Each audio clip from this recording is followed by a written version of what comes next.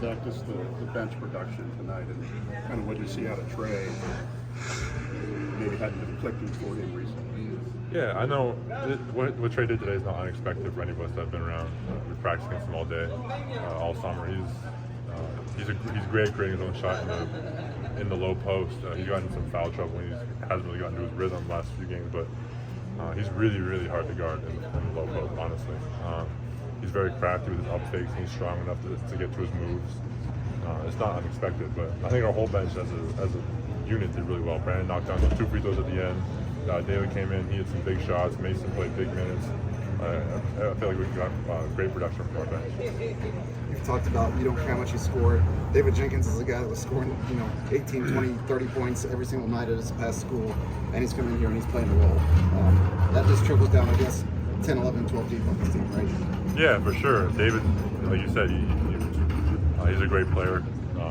He could have gone anywhere, like a lot of places, and probably played a lot more than he does here, but he's happy with his role. He's happy to come in and knock down the shots when we need him, be like a steadying presence on the floor. He's a great locker room presence. I don't think that's what people realize about him. He just has a way about him. He lives life with like great joy, so it kind of spreads to the whole team. Obviously, you and Dickinson's a marquee matchup tonight. How big was it for you to set a tone early, going at him with the left hand? Yeah, it was big. Obviously, like you looked forward to certain matchups. I'd be lying if I say I did. You have certain dates circled. This was definitely one of them. I felt like I really wanted to get in my rhythm early, kind of get those pregame jitters out of the way. I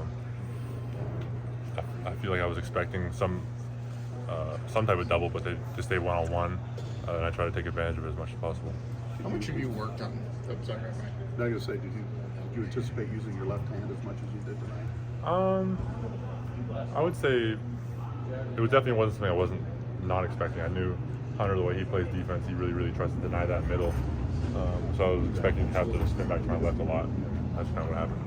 How much have you worked on that left hand? How much better is it than it used to be? It's definitely something I've been working on. When you have two good hands, they can't really shade you one way or the other. So it opens up things for my right hand by having a good left hand. So kind of like by some weird logic, it really helps out just kind of me as a whole player.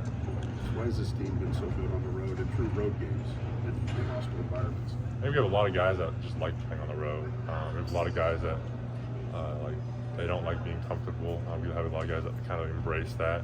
When the crowd starts chanting, whatever. I think a lot of guys really, really like that. It motivates our team. How's it feel to get a win in Ann Arbor? I believe this is your first. It is. This is one of the buildings I've never won in. It's nice. Obviously, any road win is nice.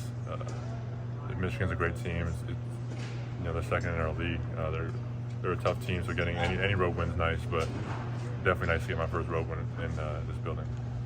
Put it in this kind of context of what Mason did for you guys tonight.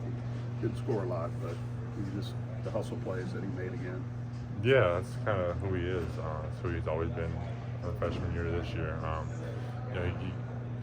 I think he made some plays athletically that even we weren't expecting. He looked really bouncy today. He got that jump ball on that free throw and stuff like that.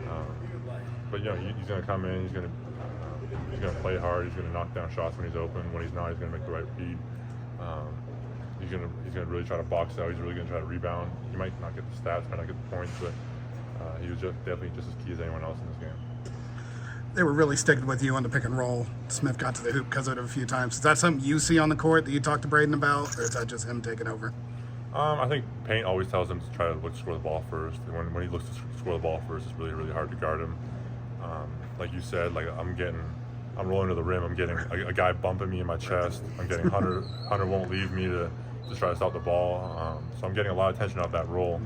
And he's so quick, he can just run by his guy. It makes it a very hard action to guard when he really looks to score the ball. Thank you, guys.